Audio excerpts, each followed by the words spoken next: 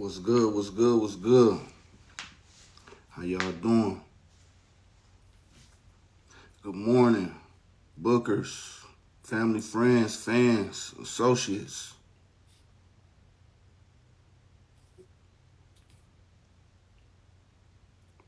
What y'all got going on today?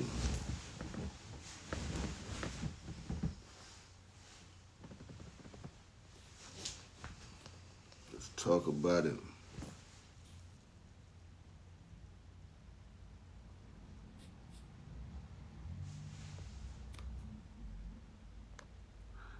Big Cuz, what's good?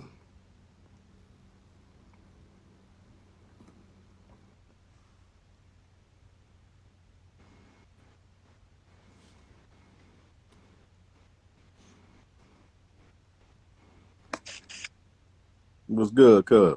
What to do, player? Man, slow motion, man. Taking it easy. Up in the crib, chilling. Yeah, oh, that's to it, man. Hey, I had seen you post something about some racial stuff. Was that today or yesterday or something? That was yesterday, right? That was yesterday. Well, first I seen Ana's put a post up about the kid showing up at the house and had a whip Yeah, banging all the door, right? seen some footage of that. Yeah, so I'm looking at it. I'm like, whoa, what's going on? 2022. What possesses this dude to walk up to this house, right? A little boy. With a little boy at that, with a whipping hand, and he going ham on his door, man.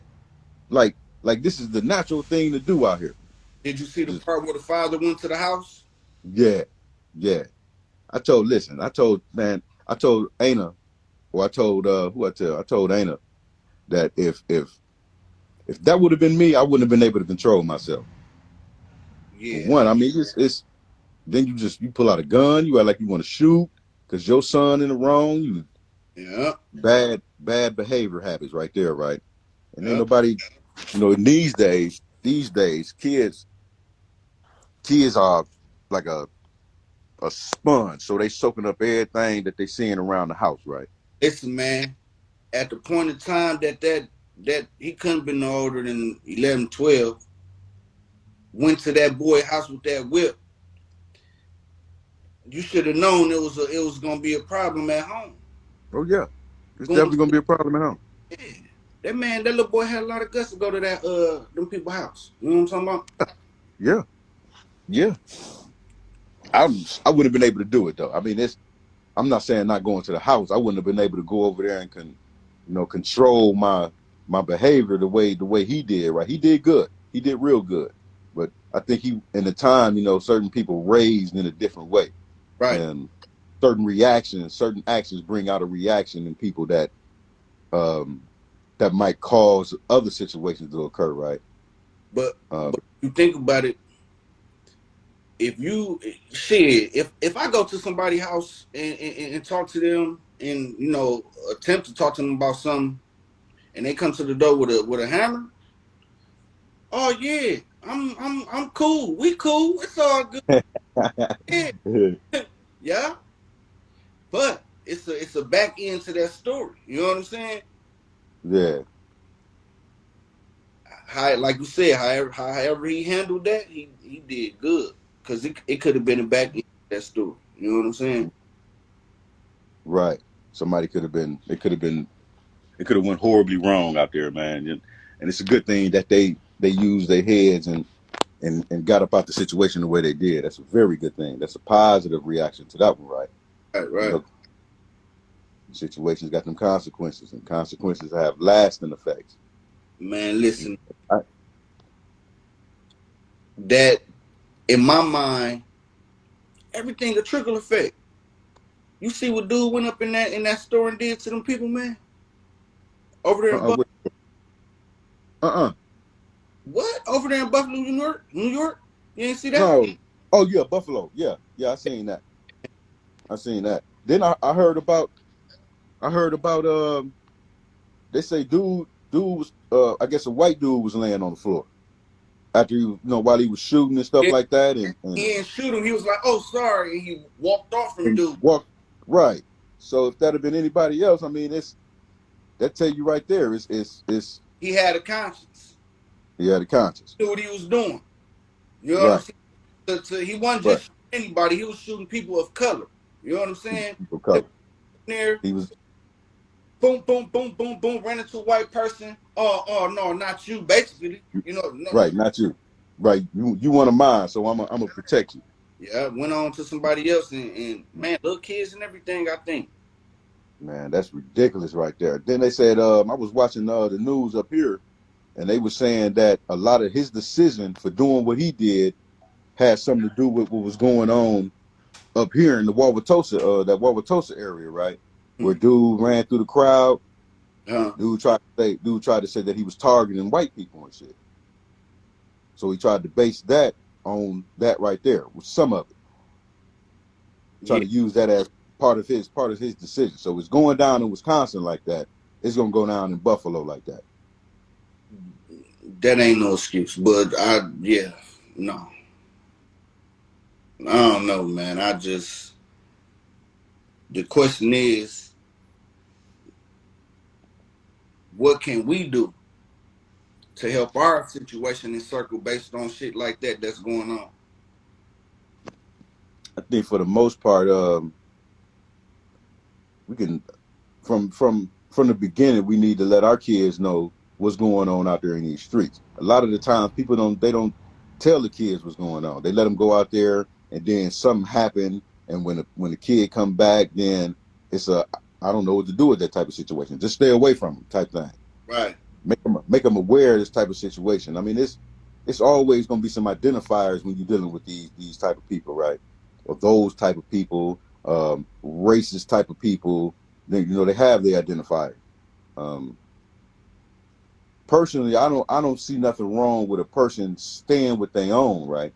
But once you take it to a level where you want it to be like you in the way, you you don't need to be here. Um, it's us against y'all type of thing right here, right? Then when it's like that, then it becomes a problem with me, right? You ain't no better than me. I'm not no better than you. I'm living my life. You know what I'm saying? Then you need to leave your life. Keep your shit to yourself. I mean, it's ridiculous out here. Like okay, the other day while I went to go vacuum my truck, bro. I went Mm-hmm. to go vacuum my truck. So it's a lady, older white lady, vacuuming her truck. Mm-hmm. She doing her thing up in there. So I parked right behind her, waiting on my turn. So when she get done, I get ready to roll up. She drive off. I roll up, take everything out the truck. Grab the vacuum, and I get ready to put the quarters in the mug. When I put the quarter in there, it wouldn't go through. Right. The quarter wouldn't go through. So I'm like, man, what's going on? So I look up in there. I look up in the slot. It's a whole bunch of coins jammed up in the machine. Oh wow. So I'm what is she doing? Is this on purpose? Is she trying to load up the machine so she can keep going? Or is she on some bullshit where she see me coming, black motherfucker? I'm out here in a big ass Tahoe. I'm banging out of control out in this motherfucker. Am I making the area look bad where you got to do that type of shit right there? Right. Is it a was it a do I base that on stupidity or do I base that on a racist view?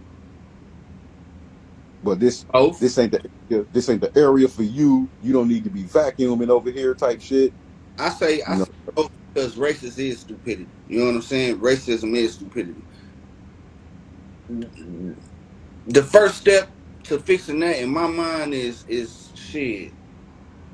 Teaching our kids, our nephews, nieces, the people that's around us on the regular, or not even if not on the regular, but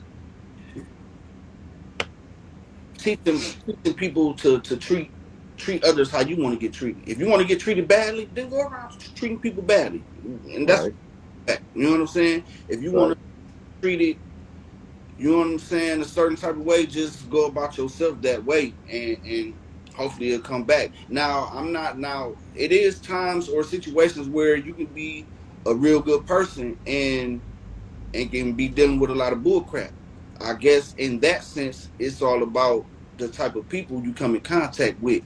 But for the most part, when you go out in public and you meeting other people, different types of people, skin complexions and all of those stuff, respect them as if how you want to get respected. Right. And and shouldn't nothing else happen. You know what I'm saying? In my mind, Shouldn't, yeah, shouldn't nothing else should really matter right there, right? Taking it like that, right? Shouldn't else really matter. unless Um, bluntly just start being disrespectful. You know what I'm saying? right, right. Then motherfucker got to take it there. That's is that if that's what you want to be on, then that's what it's gonna be. Now this is another thing that I question. Okay, what is enough for you to want to defend yourself? What is enough words? Because at it's only words at some point. You get what I'm saying? Right. What is I you think what is you gonna allow to set you off? You get what I'm saying? for me, I'm grown. I'm grown. So words don't necessarily hurt. Like I tell Sandra, you got to look out for other people because they won't look out for themselves, right? Mm. Meaning that like if I'm driving and these people they ain't watching the road and stuff like that, you got to watch the road for them so they don't destroy you or whatever's in their path and stuff like that, right?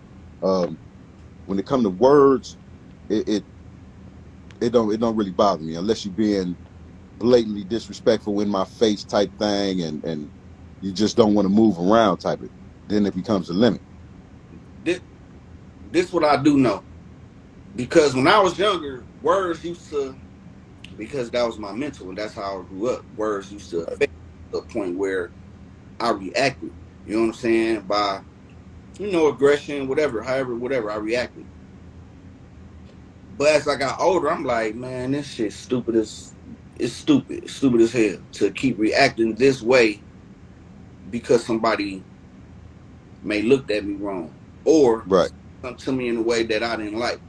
I right, this can't be what's up. You know what I'm saying? So as I got older, I started training myself to not respond in a certain way to something that only been said to me. You get what I'm right. saying? Yeah, And I also try to use that in relationship aspects as well when dealing with a female that may want to say something or do something and look for a response. But that's right, what I'm saying. We on some racist stuff right now. We can get back to that later. Um, right, yeah, like just training yourself to ignore certain things because I tell myself like, dang, what if I do go outside and I'm in public and somebody call me a nigger, you right, know, or anything racial. How am I gonna respond to that? Because I really don't care about you calling me a nigger. You know what I'm right, saying? Hey, for real, nigger. That's just like I try to put myself in the situation of a motherfucker calling me a bitch or a bitch ass nigga. Okay, yeah. You know what I'm saying? Now, right. The thing is, it's a self control thing. true. Once you able to control yourself, then you able to control your environment. Then you control whatever comes into your environment, right? Um, you don't let no motherfucker set you off. If you want to be set off, you set yourself off. Don't let nobody set yourself off or set you off. Control and controlling yourself gives a better definition of who you are, right? Mm, Uh, allowing others to control how you feel will get the reaction that they want. So people will be doing things, calling people niggers and shit like that, just to get a reaction because in the past they know either he might react this way or somebody else had reacted this way. So right. let's see if he'll react that way.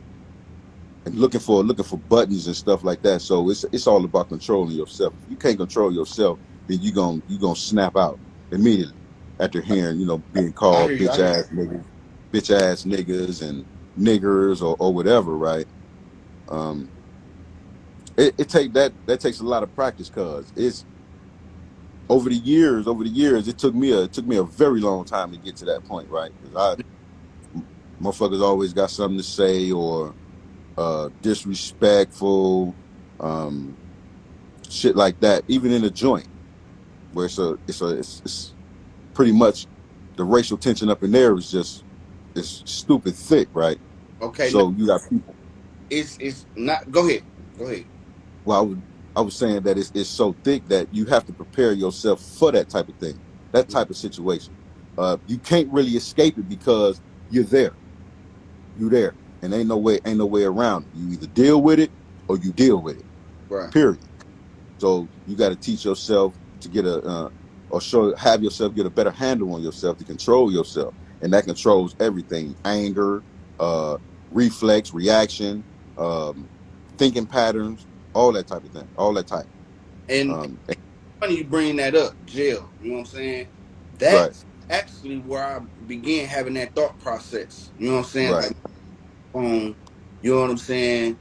Snapping out and reacting like this because of looks or something somebody said to me I ain't like. You know what I'm saying? I right, began that process in jail. Because I wanted to get out. You know what I mean? right, Like, even though I overstayed my welcome, I could have got out sooner, but because I had that mentality, I stayed longer. You get what I'm saying? right. So I had to Yeah, develop a thought process that was going to allow me to be free. So I'm right. like, what can I do so I can get up out this motherfucker? You know what I'm saying? Man, listen, I got to train in my mind to like ignoring or overlooking certain things a person may say to me, long as Right, they in striking distance with this bull crap that about. You know what I'm saying? right. Yeah, So yeah, I developed that thought process like that, man, by because I knew it was important. You know what I'm saying? yeah, I just knew it was important, man, for me to develop that because if I haven't, ain't no telling where I'd be. You know what I'm yeah. saying? In the joint, man, it's about getting to know who you are, Good. huh? No, go ahead. No, I'm saying it's all about getting to know who you are, knowing your capabilities, your strengths, and your weaknesses and stuff like that, and bettering them. Mm-hmm. You know, you'll never go dull in the joint. You get sharper. So it's better to get a fix on who you are and then be able to move like that. If you can't move like that, then you destined to be stuck somewhere, in the hole somewhere, Yeah. um, just in that motherfucker forever. Right. And And if you don't have a mindset to try to put together a plan to try to get out of that motherfucker, then you definitely gonna be dwelling up in there. And everything that's going on up in there is gonna bother you. Right. Sally's, racist motherfuckers running around, noise going on in the cell hall, people outside your door talking, um, All cell that. doors closing, you know what I'm saying? Guards, walkie talkies, guards walking past, guards with half slick ass mouths, all that shit will bother you, right? So if you better get a better grip on yourself, then you'll be able to deal with that. It's a weapon. It's a Mm-hmm. weapon, and only you got that weapon. So and if you know how to use it, then you'll make it. Motherfucker slide through there real quick, Right. real quick. It just takes time. Sometimes for most people, it takes time to get to know where you at, where you at. It's a Right. development. It's You right development. about now. Far as the racist thing go, that conversation can go on for forever. You know what I'm saying? Right, Been around forever. right. Moving forward, since we are talking about jail and prison, we both did some time. One Yeah, longer. You know what I'm right, saying? How how does being out, or even how did it affect you being in? You know what I'm saying? Now, let me speak for myself first. With me, I ain't do as much time as you did. You know what I'm saying? I was in and out. You know what I'm saying? A few years here and there, whatever. But it helped me to become a better thinker. You know what I'm saying? Gave me time to grow. You know what I'm saying? right, Just like I done saying, like Jail is where I developed the thought process to not let certain things get to me. Mm-hmm. Because how can I be successful in life if I'm moving throughout the world, letting every little thing set me off? You get what I'm saying? Right. We get to the Yeah. back. If I'm letting the corner store clerk, uh, the way he put something in my bag, I'm letting that set me off. You get what I'm saying? I'm gonna get to the bag. You know what I'm saying? When I'm wasting my time Right. arguing with a Right. clerk or arguing with my girl in the crib, like I gotta be a different person in order to succeed. So being in there, you know what I'm saying, it helped me, but it also it caused shit some trauma. I would say, PTSD is what they call it. Now for you, Right. I don't know. It could be different because shit, you did a Mm. number. Yeah. For me, I think it's I think anybody, everybody, all people, man, woman who did time in the joint has some form of PTSD. Mm-hmm. I think we all have it. Um, so me doing, I did 28. I did 28 years. So me going in, I was a kid, cuz I was a kid. So I was nowhere near development. Nowhere near development. So when I went in, I still had street mentality. I didn't know how to talk to people. I think I was about Huh? 30 years old or some stuff like that when you went in. Yeah, yeah. You was a baby. You was still a baby. I want a baby though. I want a baby though. But um, I ain't think so so. I definitely was. huh? I said at least I ain't think so. I definitely was. Right.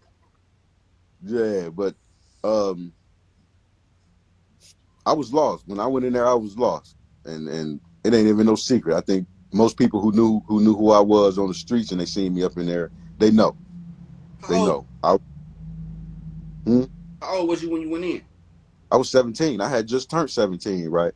So Mm-hmm. yeah, my mentality wasn't nothing but about the streets. I couldn't talk to nobody about nothing about other than stealing cars or smoking weed. What's the best 40-ounce bottle out there back then? Right. What guns shoot the best or which one's the loudest type thing right there, right? I couldn't talk to nobody about nothing other than that type of stuff right there, right? Mm-hmm. So um a couple of the homies was up in there, the older guys and shit, came through there, man, and they seen me, you know, and I'm trying to hang out with them because it seemed like they are trying to do something while in the joint. They working. I'm not doing nothing. I'm just in there. But um listening to their conversations and stuff like that, I couldn't keep up. So I decided to try to, educate myself and stuff like that. Went in, got my GED, took a small business management course, um, got enrolled in everything. I graduated from the LVA, PLA tutor program and stuff like that. But as time went on, I still had that mindset from back then when I went in. So that became my calluses. That became my calluses where I dwelled on that, fighting, jumping on the police and stuff like that. I stayed in the hole. It was rough. When going through something like that, you develop a shell, and Mm-hmm. in that shell, you try to protect yourself the best way you can. Um, a lot of the things that was going on was always irking, always bothering me, always setting me off and stuff like that, right? And loud voices and stuff like that. I go crazy if a motherfucker talk loud to me and stuff like that, right? And you develop a you develop a complex.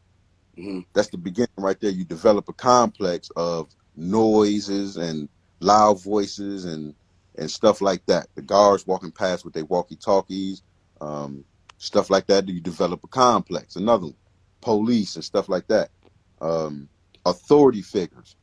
Um, being told what to do.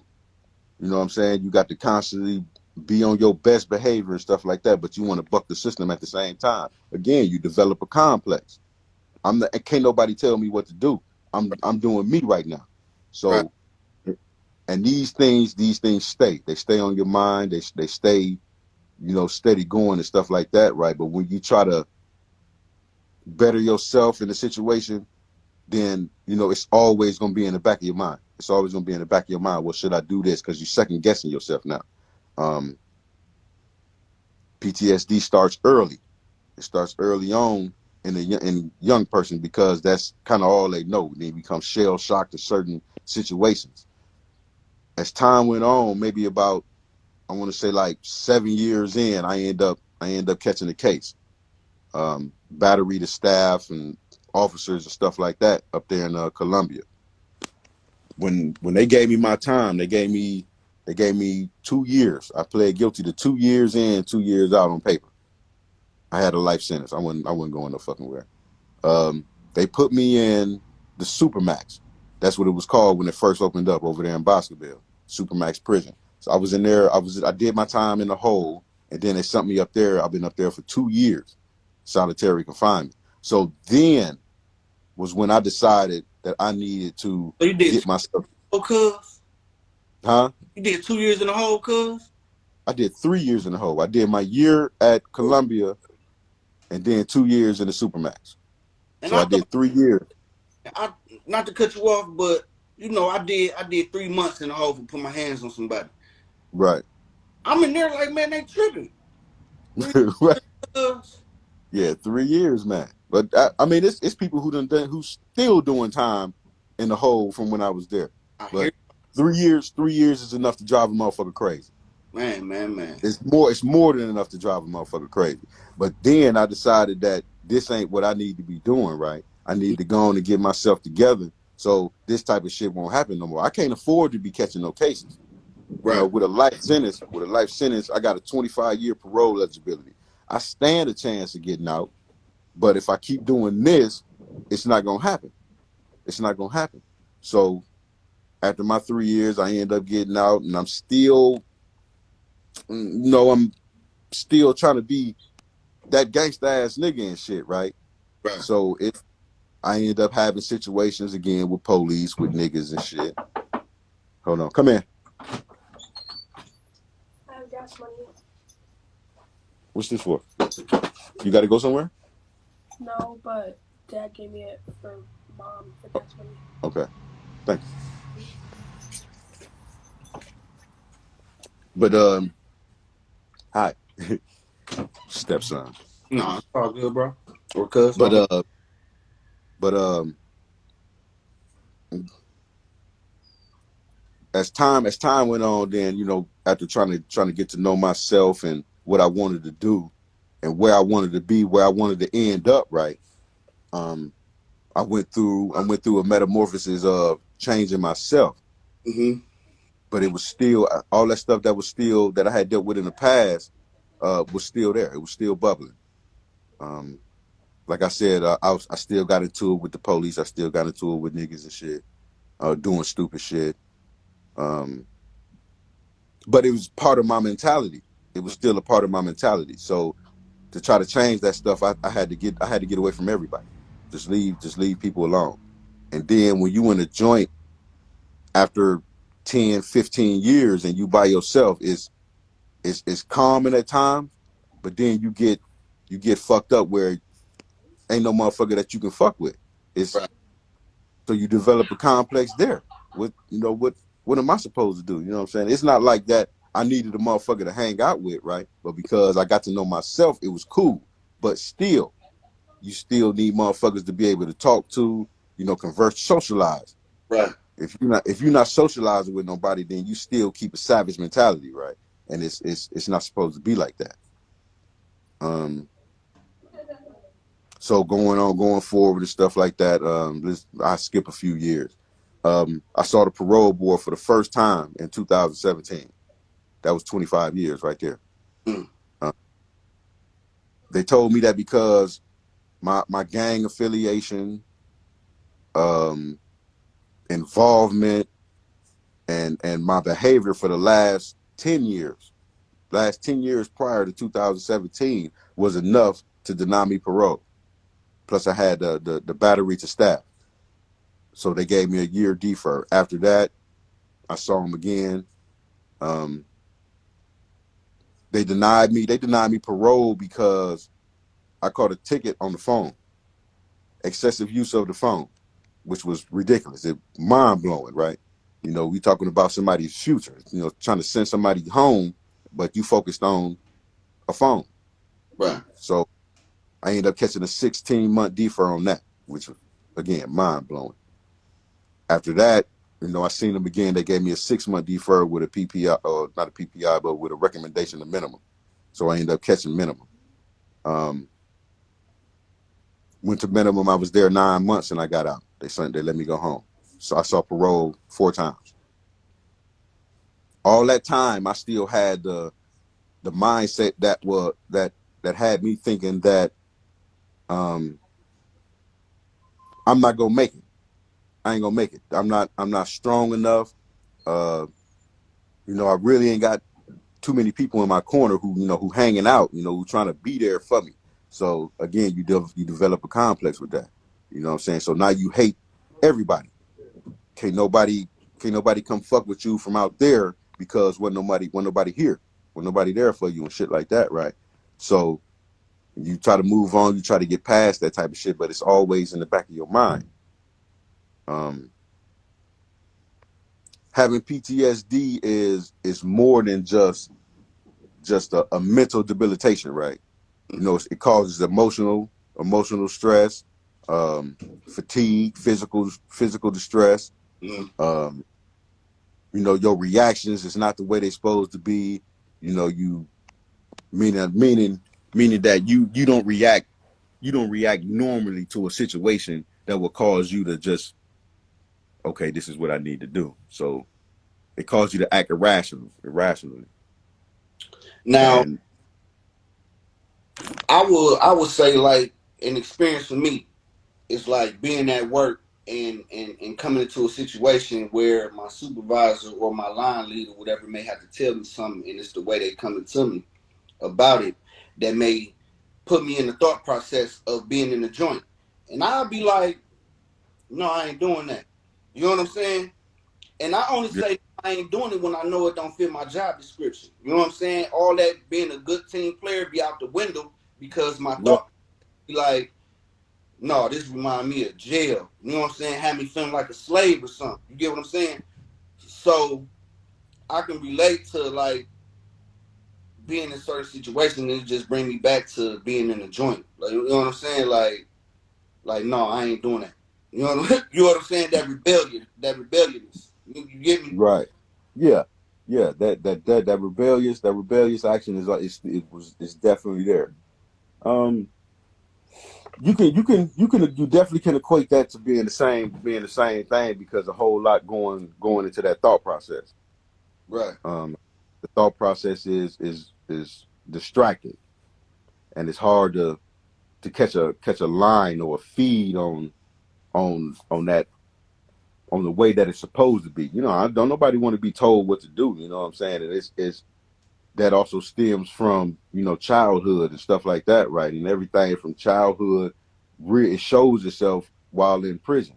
Mm-hmm. It shows itself, and then you got to constantly deal with this type of situation. You got to find a better way, or you just gonna go all the way out. Um, the reaction itself means the most when you're dealing with a situation. Your reaction is the most important thing, um, because you got the process of your thoughts, how you're going to react to it, the consequences of it, and lasting effects, the effect of. And when you got PTSD, you don't think about that type of thing. You just go, you just go.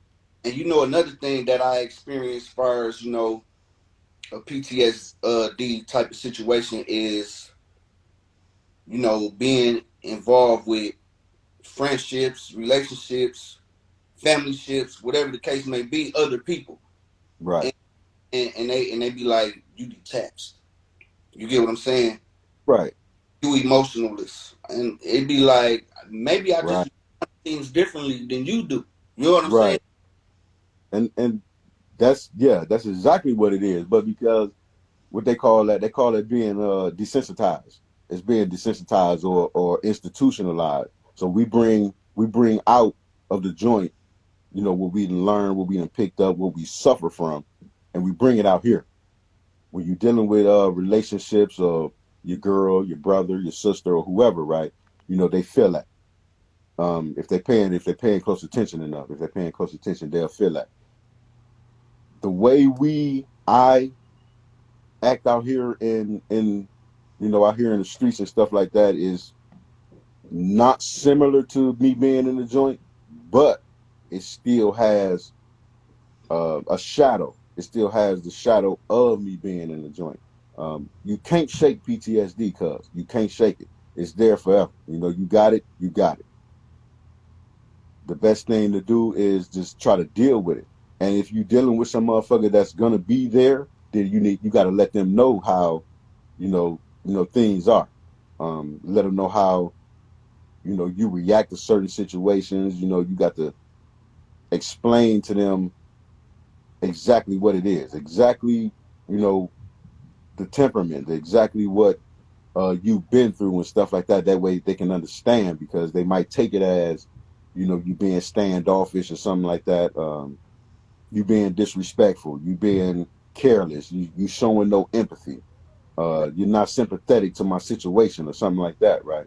And Now that's not the case.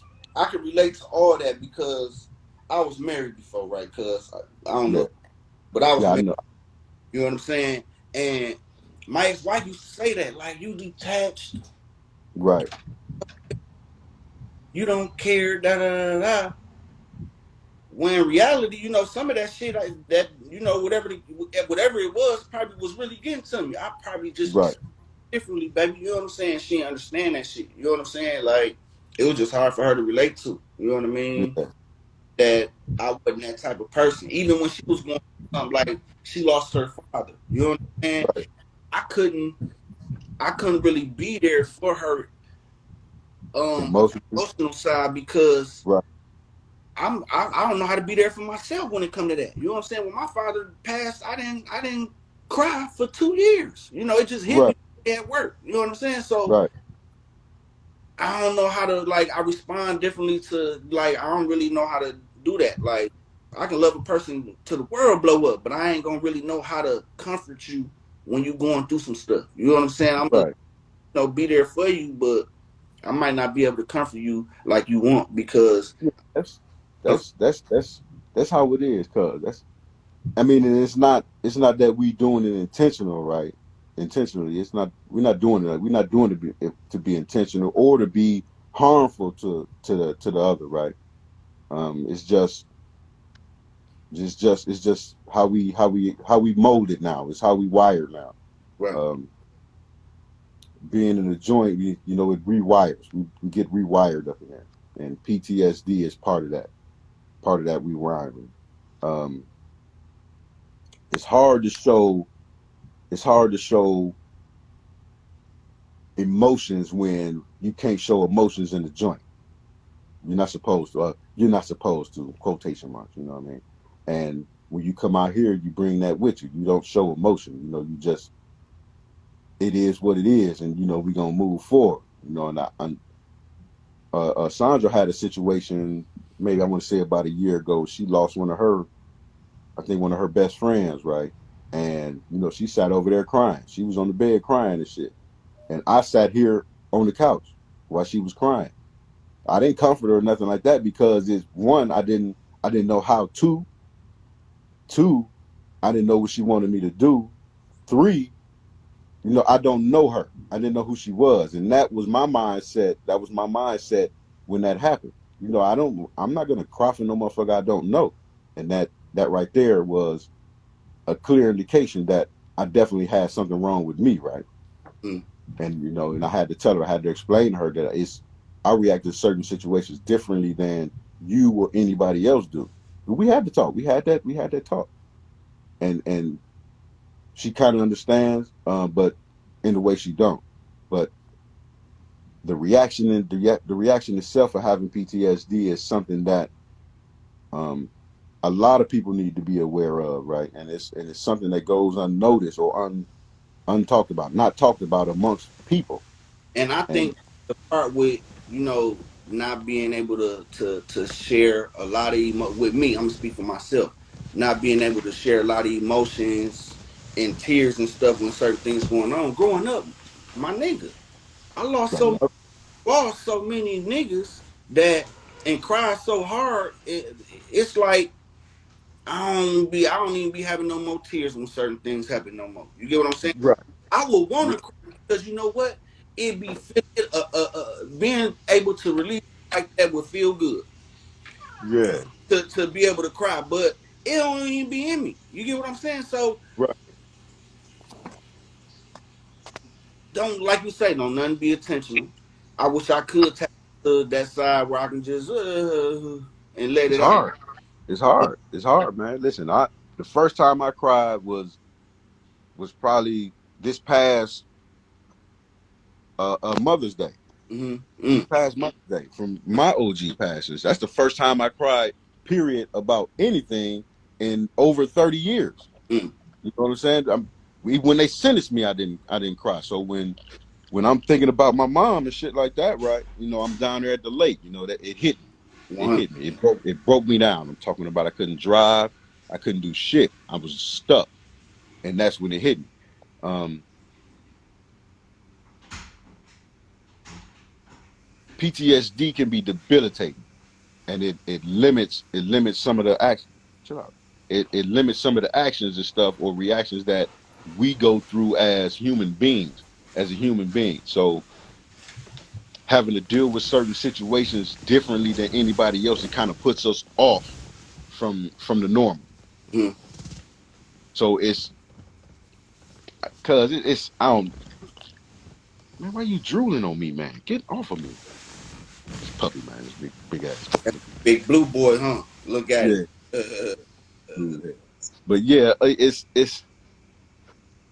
just something that I will continue to have to work on. I think probably for the rest of my life. Certain situations that I'm gonna go through, that I'm gonna continue to go through, uh, or that will present itself, is gonna have me feeling a certain type of way, reacting a certain type of way. Um, but it's all about how I apply myself to that situation, right?